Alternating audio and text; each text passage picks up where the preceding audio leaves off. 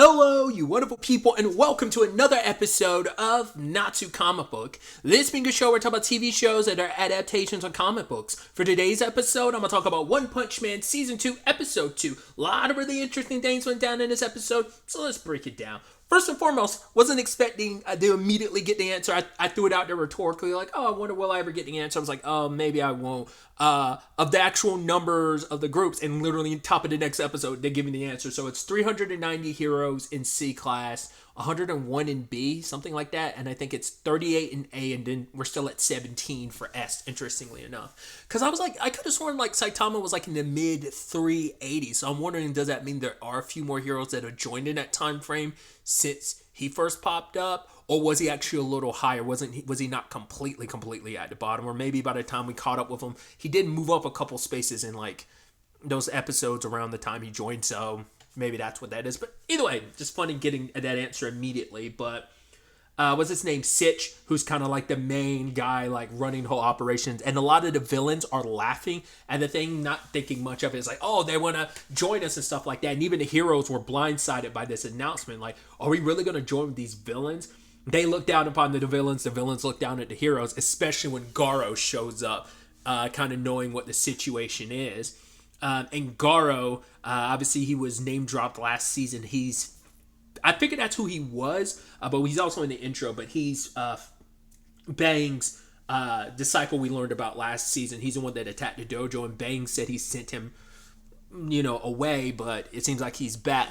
What I thought was interesting, though, is Garo seems to believe himself to be the main antagonist of the season, and maybe he might turn out to be, but essentially, because he's always fascinated and saw himself as a little bit of the monster. He's never seen himself as like the villain or whatever, because he's like, oh yeah, like the villains. He makes quick work of the heroes because he doesn't think much of them, but he also lets everyone else there know, like, oh, I'm here to massacre you guys too, because you guys are on the human side. He's like, I'm a monster. The monsters are the ones that are interesting. The heroes, they show up last second after after the monsters have shown up and wreaked havoc. Now, what created that in him? I guess that's probably like the inciting incident that led to him attacking the people at his dojo and trying, like, seems to be obsessed with being number one, and maybe like not being able to be number one drove him crazy. We'll probably find out this season whatever it is that kind of made him break bad and decide to like join forces with the monsters, even though they wouldn't accept you. But for him to think like, oh, the prophecy was telling about me, so he's like, yo, I'm gonna give you guys 6 months and I'm gonna come back and strike. Because when Sitch was calling for like some nearby heroes, he's like, I'm not really in a position like taking on too many heroes until I'm properly prepared. Like, I don't know if he's going to try and gather a group to battle the Hero Association and all the S-class heroes, but he bailed afterwards. But at the end of the episode, we see him beating up an A-class hero, so I don't know. It seems like he wants to cause as much havoc as possible, and he wants to be kind of like that monster that took down the Hero Association. I think that wants to be his like claim to fame. But I mean, instantaneously, like I said, took down all the heroes. Poor the final guy got his like just when he was kind of doing like his like martial law kind of impression, but on the more supernatural side of things, because he shot out a beam, but then proceeded to get his hand cut off. You're like, Jesus Christ. So that ended up happening. His head got thrown into a wall and his head smacked against it and there's blood. So probably not dead, maybe. But I don't know if everyone else there that Garo did that to ended up like the regular like underworld guys that were there, because he murked everybody. So I don't know if they're actually dead or whether he just completely beat them up and battered them to the point that they're practically dead. I feel bad for Sitch because he seems to be the only one that takes the Garo thing seriously, because he's talking to like, I guess like maybe the head honchos, because he's kind of like a representative, but he's not one of like, it seems like he's part of a council and he's like one of many voices, and a lot of those voices don't take Garo as a threat. They're not worried about it, because like whatever the case may be, we've got Tornado and we've got Blast, and obviously like, Silverfang Bang is saying he'll look into it. It's like, if the old man can't do it, we got Tornado and Blast, there's nothing to worry about. But Sitch is like, nah, like this could be a threat. Like, that's why we need more help with what's to come. This is that God level threat that might not be enough for our heroes. They're already pushed to their limits and yet stretched so far. It's like, but it's like these guys are so like smelling their own fart, believing, we got the tough of this stuff because they've never come across something that would ever really fully truly threaten them. And that's also under the impression that Garo is that threat. There could be something that he's not the god level threat, something else is, you know. I don't know if like a Mai plays a part in that, because he's definitely like someone to keep your eye on, where it's like that whole, like I said, what was it I was watching? Oh, it was Sakamoto Days, the whole conversation about like villains are bad, but someone with an overly like committed like sense of justice like can be just as dangerous, and that seems to be a mask. So we'll see where things kind of go on that front. But this episode, we also learned that Saitama's moved up a couple ranks. He's now, what was he, like 30 something, wasn't he? I don't remember. No. He's 7 now. I was like, oh, sorry. He was at the bottom of the list. Roughly, he was like 33, and now he's going up to 7. Even though like he hasn't reported every monster he's beaten, he just comes across monsters naturally along his way and he beats them. But he's not reported them to the association. But enough has gotten back to the association for him to be ranked 7. Also, poor bastard, literally got stuck with the name that he knew he would, because we have Genos being, now number 14, he gets the code name Demon Cyborg, but, poor Saitama gets stuck with Bald Cape, which he literally said last season that they were going to do that, and lo and behold, that's what happened. And apparently they spent the people deciding that spent 2 hours on names and only 15 minutes discussing the whole Garo situation. I was like, once again, that's supposed to be like kind of like the, I guess the parody of just like, oh, well, not parody, but just kind of like the people in charge kind of being focused on the wrong things, kind of looking at this more like a popularity and business contest rather than, the world-saving organization it's supposed to be, But either way, going back to it, they get a visit from Sonic because he's making such a point that he's like, yeah, I'm here, I'm after Saitama, because Genos sits them and confronts him because he's like, you're the person coming after Master, but you're not even worth this time, so I will see you out the door. And I love that you skip the 20 minutes later and then it's Blizzard, but we'll get to her just in a quick second. But I love that it's like, wait, you were fighting Sonic for the past 20 minutes? They just like jettisoned off somewhere else, because I'm sure Genos is like, I don't want to cause more trouble for Saitama because he's too busy playing the game, or he accidentally saves over King's data. I was like, that from a gaming standpoint, that's a dick move. All right, that's not cool, especially because you stole it. You didn't even ask to borrow it, you just took it. But then like Blizzard or Fubuki, I'm going to bounce back and forth between her name. When she rolls up, because her and her guys, what was it, like eyelashes and something else. Was it Wild Monkey and Eyelashes, I believe are their names. It's like, we're going to get Saitama to submit, but if he shows too much an attitude, we'll beat him up. But like Saitama was just being Saitama. He's just being very blunt about it, where it's like, oh no, I don't want anything. Oh, who are you? Oh, you're rank number 1. You're rank number 1 in Class B. Oh, cool. What does that mean? And she's like, I'm approaching you. I only approach people with potential, because like Saitama immediately was like, oh, I see what your whole deal is. Like, to keep your spot, you like intimidate and like crush anyone that's like under you, and that seems to be her thing. She's got the reputation. Hell, even when Genos saw her, it's like, oh, you came here to crush Master because of your newbie crushing like vendetta, and you're like, oh, so like I guess knowing he was in rank B, it was only a matter of time until Fubuki showed up. So like I guess Genos was always on the lookout, but he wasn't expecting her to show up while he was off dealing with Sonic. It ends up being, and also get the answers I brought up. Like, I knew where Saitama stood, but we had never heard him verbally say it. But he kind of makes it clear this episode. For him, it's like, all the popularity and ranking stuff, once again, it's like, oh, that'd be cool, but it's not the end-all, be-all. For him, it's like, it's kind of a disgrace to being a hero. Like, you're supposed to fight villains, that's what it's supposed to be, but here you are, so caught up in almost like this popularity contest that means nothing at the end of the day.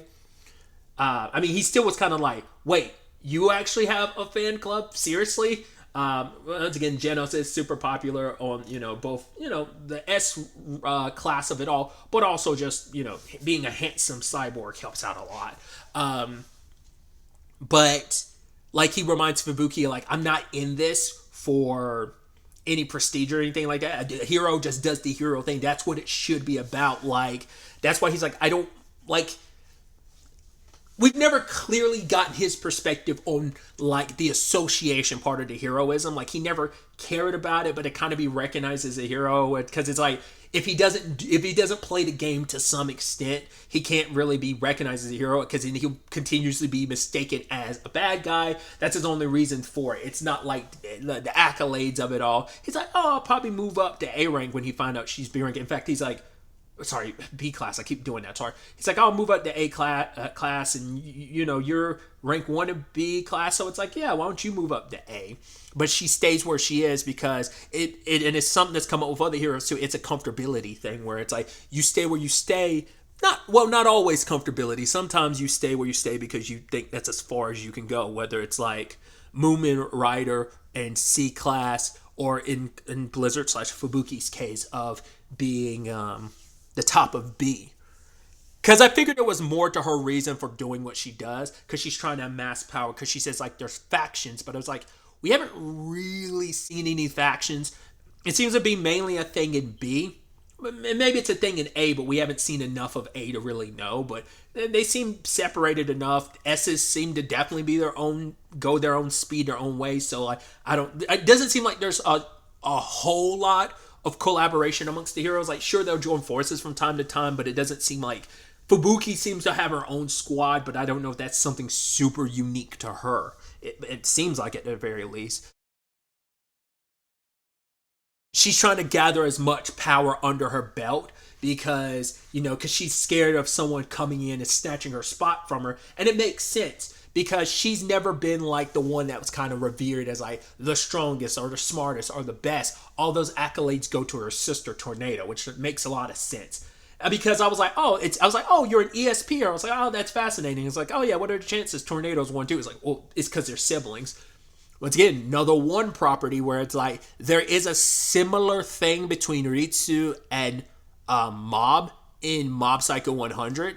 So I don't even know if like I wouldn't even say like one of them is like 32. There's a similar dynamic, but I won't make it like a 1-to-1 because we know like Tornado's got a horrible attitude, but we don't know what that means in correlation to Fubuki. Like how she views Fubuki. Does she look down on Fubuki? Because she definitely looks down on people. So that probably just plays into Fubuki's like insecurities and stuff. But because she feels like she'll never match up to her sister, who's she's not even A, she's S. She's literally number 2 in the entire organization. So it's like, of course, that's going to rub you the wrong way. So she found a lane where she could thrive, and that was B. Because she can't go to A because 3 of, like, was it? I think it's 2, 3, and 4 in A are all Atomic Samurai's disciples, and obviously number 1 is a My Mask, so it's like there's no getting through that. She's like, even if I did rise up to A, I would always be stuck at bare minimum. At most, I would be able to get to 5, but I wouldn't be able to go any higher because of those 4. But yeah, her issue is just all about like wanting to prove herself and her position in the organization. And she was actually shocked when she saw Genos like bow down to, like, not bow down, but like recognize Saitama as his master. Is like, whoa, you're an S class and he's a B rank. And she's like, wait, that doesn't make any sense. And then later on sees King just casually talking to him. It's like, well, Saitama's also the only one that knows King is the fraud that he is. But for Fubuki, it's changing her worldview because she thought like, wait, how could like people recognize him for who he is? And it's like, Saitama, has never gets caught up in that stuff. And from Genos' perspective, it's like, yeah, he attracts those people because he's just that strong. But he doesn't lord it over people. Like, yeah, I'm strong. Like, cause he never views his strength as like this thing that needed to be lorded over people. It's just like, I used that strength to be a hero. It's what I wanted to do as a kid. I got the opportunity. I trained and I proved myself, and here I am. And that's all it is. I'll beat up the bad guys. Yeah, I'm looking for a strong opponent. It's kind of sucky that I beat everyone in one punch because no one will fully recognize me. But I do recognize, like, yeah, but this is also fun, but I'm also doing good at the same time. And so he does have a hero's perspective, even though he can be a tiny bit, I don't know if narcissistic is the right word, and I don't even know if conceited is the right word, but just kind of a little, like, once again, human in that he wants to, a little bit of attention from it all. But at the end of the day, he believes in what he's doing. I don't know if it was intentional or not, but I like to believe it was. But when, like, partway through him and Fubuki clashing, like the Sonic versus Genos thing happened, and he ends up like protecting her from the blast. Like, she got a little banged up from it, sure, but like the attack would have done a lot more to her if he wasn't there shielding her from it. So, like, did he fully intend to do that? Was he just happening to be in the right place at the right time, and the attack just obviously didn't affect him? But yeah, Sonic was about, like, proving himself, in Genos. It's like, well, you think you've got this on lock, and then he speeds up with his new equipment parts, and he starts putting Sonic through his paces. It's like, time and time again, he kept getting behind Sonic, and to the point he took a little bit of his hair off. But then Sonic really showed how fast he is, and Genos was going to put everything into this, but Saitama stopped him because he's like, yo, I don't want you causing more damage in front of my place. And also, Sonic's here for me, so all right, because he also brings up, you didn't get all those new parts to make yourself stronger to get caught up in some like bullshit fight with someone that's not a monster. You're supposed to be putting that time and effort towards like being a hero and protecting people. Also, you have he doesn't say this, but it's also about going after the cyborg, which, Saitama does know that part of his backstory, but I'm curious, does Saitama just not even remember at all?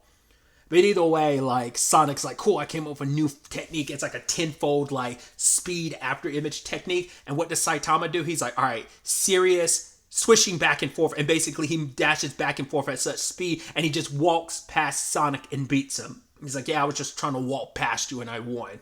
So it's like, cool. All that effort, all that training kind of amounted to nothing, because here Sonic is defeated yet again.